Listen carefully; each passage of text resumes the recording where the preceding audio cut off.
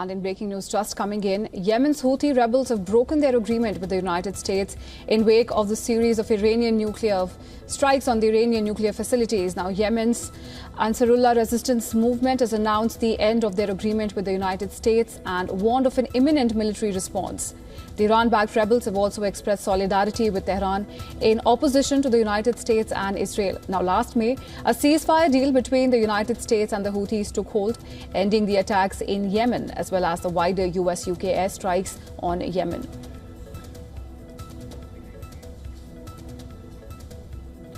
And once again, this is the latest that we're getting. The Yemen's Houthis have announced the end of their agreement with the United States, and they have warned of an imminent military response. The Iran-backed rebels also expressed solidarity with Tehran in opposition to the US and Israel. Well, you would remember last May, a ceasefire deal between the United States and the Houthis had taken hold, ending the conflict in Yemen, as well as the wider US-UK airstrikes on Yemen.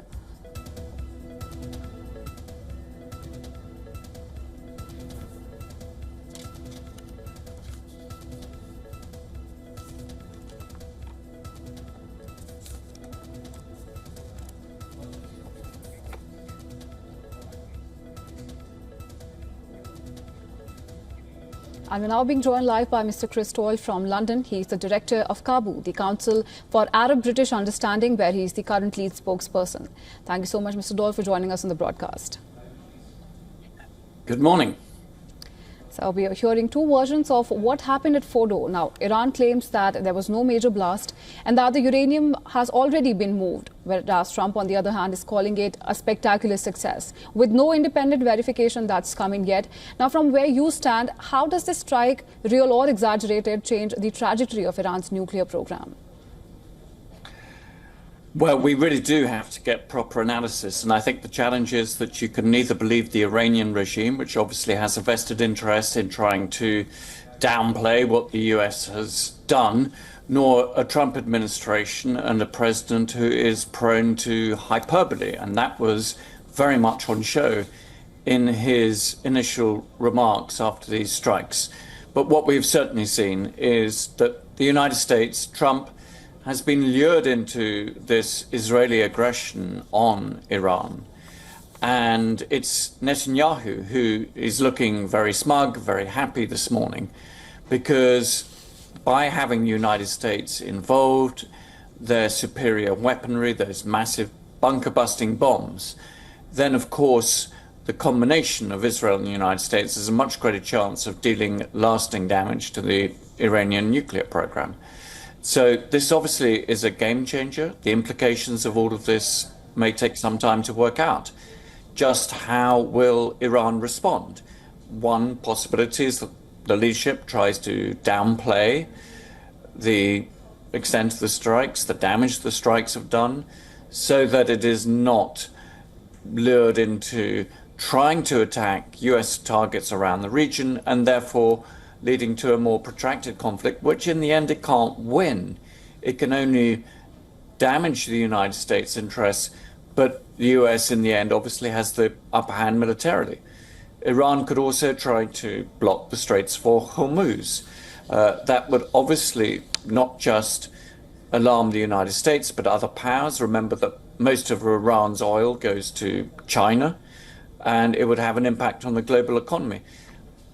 This all rather depends on whether the Iranian leadership sees these strikes as something that's existential.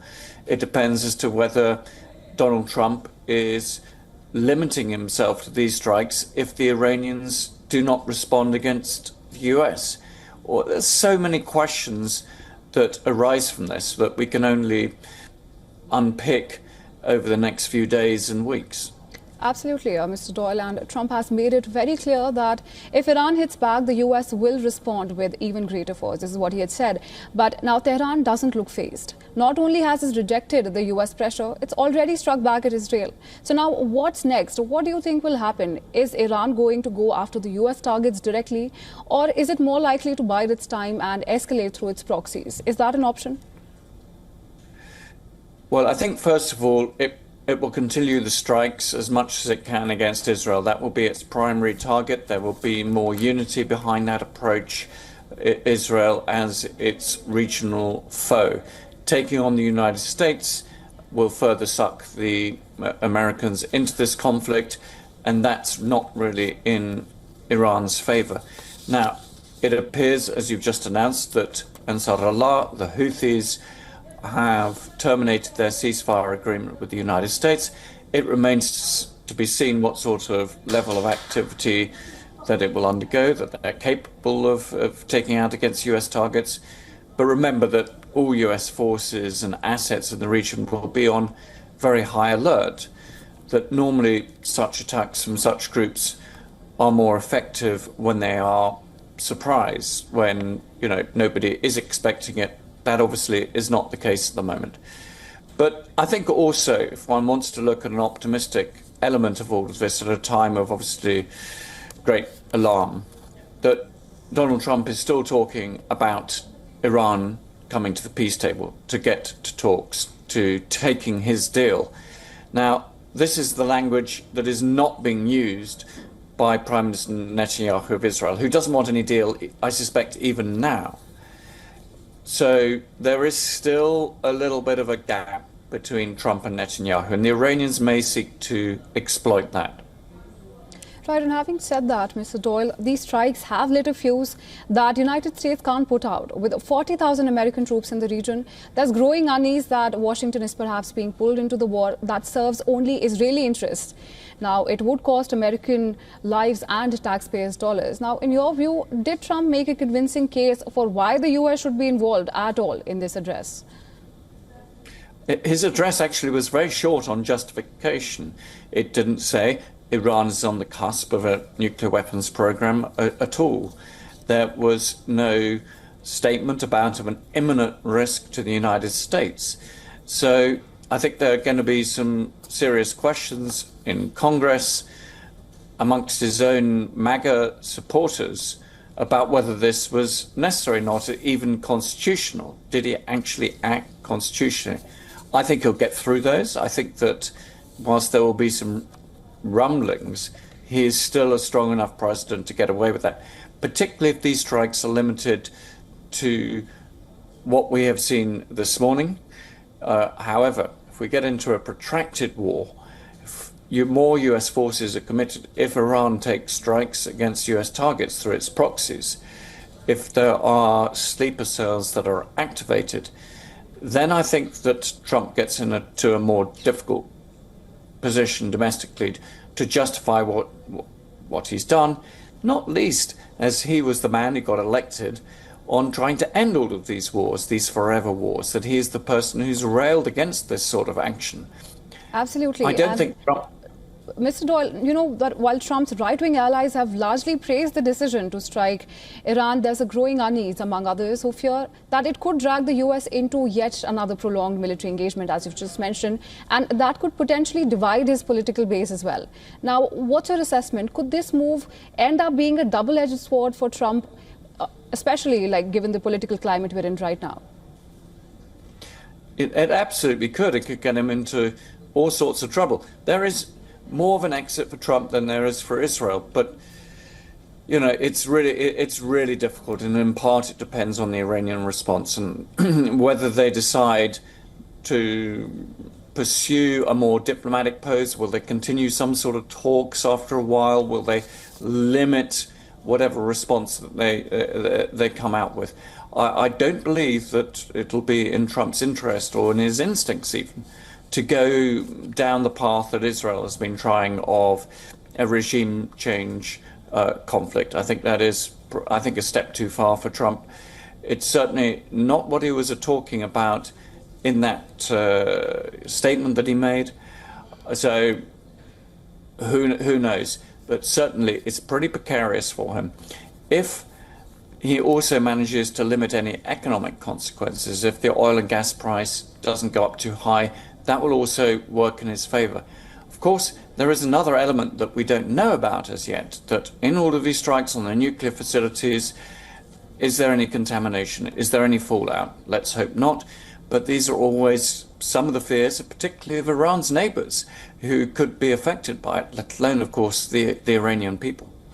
Absolutely. And the U.S. Arms Control Association, which is a non-partisan group, has condemned U.S. attacks as illegal and says that it only increases the risk of Iran and perhaps other countries seeking nuclear weapons. What's your take on that? I think this may be the lesson of other powers, that they think that they will have to go down the North Korea line, that if they have nuclear weapons, then there will be far less chance of any power, including the United States, going after a regime change option. And that was the failure, some would see, of the Libyan regime under Muammar Gaddafi, and now the Iranians, because they hadn't managed to get across that threshold. So there is a real danger of a massive proliferation, and not just in the Middle East, that other powers will get it. And that will then bring all sorts of concerns about control of these nuclear weapons stocks. What will be, can you manage to avoid a full-blown nuclear conflict? We've already seen this year the dangers of where India itself and Pakistan have faced off and had its own tensions, two nuclear powers. This is not something the world should want to see. We need to be better at actually reducing nuclear weapon stocks, not bringing into a situation, an environment where it could expand. Absolutely. And some analysts have said that the US's strikes on Iran make a return to diplomacy quite unlikely, and especially since Iran was involved in negotiations with Washington when Israel launched its unprovoked war more than a week ago. Now, according to you, is there still room for diplomacy to step in and perhaps pave the way for lasting peace in the region? Well, I think that the United States is still willing on certain terms, by the sounds of it, to get involved in a deal. Trump, I think, still wants to be seen as a deal maker. He will see this as using strength to get a deal. Strength first and peace later, as Netanyahu likes to talk about. But it depends a little bit there on the Iranians. They certainly won't want to be involved in any public deal making and diplomacy in this sort of situation and under fire with the Americans. Now, it certainly brings into question also what was the point of all the talks with the Europeans this week. Remember that the Iranian foreign minister met with the foreign ministers of Britain, France and Germany, but only a day later we have American strikes on their nuclear facilities. So there will be a lot of questions within the Iranian regime as to, is there any point in going into these talks? Does it actually mean anything? But really, they don't have a lot of choices. There's not a lot of exit strategies for them. And they may decide, depending on who wins this argument, that some form of discreet negotiation, maybe behind the scenes, is worthwhile to preserve the regime. Right, Mr. Doyle, and we understand that the next 48 hours are very critical. The UN is warning of a catastrophic spiral, the Houthis are threatening consequences, and the whole region is on the edge, and no one seems to be in control of what comes next. Now, what are the signs that we should be watching out for, and how close are we to this boiling over into a full-blown regional war? Well, I think one needs to watch very carefully how the Iranians respond to this. How many missile strikes on Israel, but do they do anything elsewhere in the region? Certainly, I think the Houthis will launch some sort of strike. Will it be token? Will it be something that is of real consequence?